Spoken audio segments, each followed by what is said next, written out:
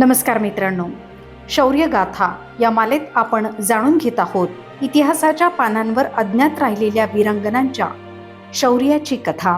या मालेत आपण जाणून घेत आहोत राणी दुर्गावती विषयी।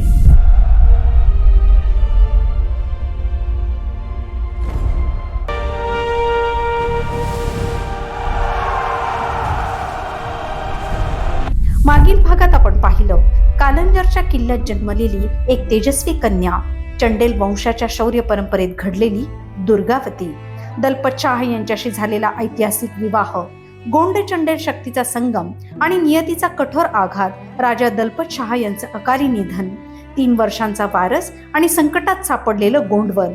तेव्हाच इतिहासानं प्रश्न विचारला होता, आता पुढे काय?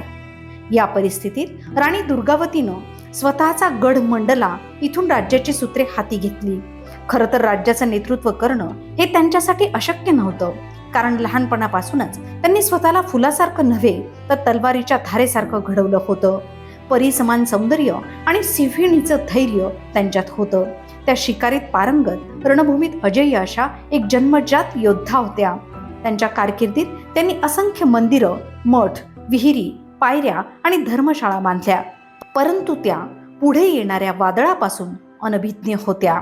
1556 साली माळव्याच्या सुलतान बाज बहादूर सत्ता आणि महत्वाकांक्षा याने अंध झाला होता। त्याची नजर राणीच्या राज्यावर खेळली। तो हल्ला घेऊन पुढे सरसावला, परंतु राणी दुर्गावतीच्या सैन्यानं सिंह गर्जना केली आणि बाज बहादूर यानं हार मानली। पण त्यांच्या सैन्याचं जबरदस्त नुकसान झालं होतं। हे पाहून बाज बहादूर पळाला। हा विजय राणीच्या कीर्तीचा दीप ठरला आणि बाज बहादूर त्यानंतर शांत झाला, कारण त्यानं पाहिलं होतं, जी समोर उभी आहे ती केवळ स्त्री नव्हे तर एक लढाऊ वादळ आहे। आणि त्यानंतर 1562 मध्ये अकबरानं बाज बहादूरचा पराभव केला।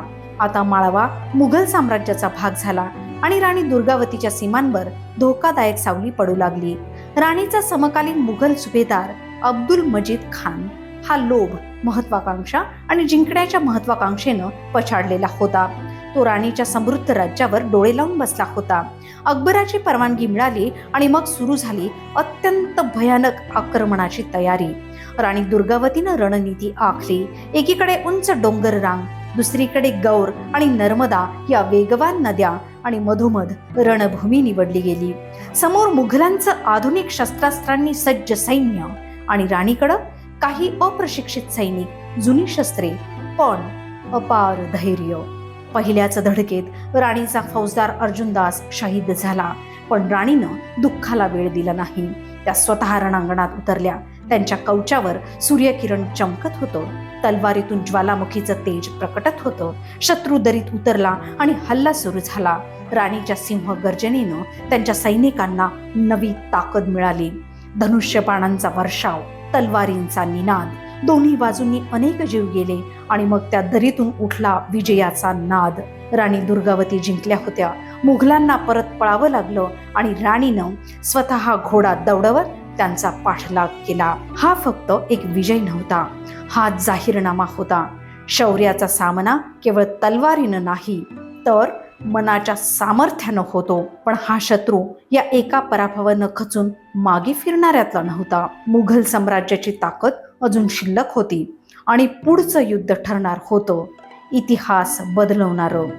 राणी दुर्गावतींच्या आयुष्यातील अंतिम आणि सर्वात भीषण संघर्ष काय होता, त्या मुघल साम्राज्याशी कसं भिडल्या आणि इतिहासानं त्यांचं नाव अमर कसं केलं, हे सगळं जाणून घेण्यासाठी शौर्य गाथा या मालिकेच्या राणी दुर्गावतीच्या पराक्रमाचा 3रा भाग नक्की बघा। आणि आजचा हा भाग आपल्याला कसा वाटला, एकंदरीतच आमची ही मालिका आपल्याला कशी वाटते, हे आम्हाला कमेंट बॉक्समध्ये नक्की कळवा।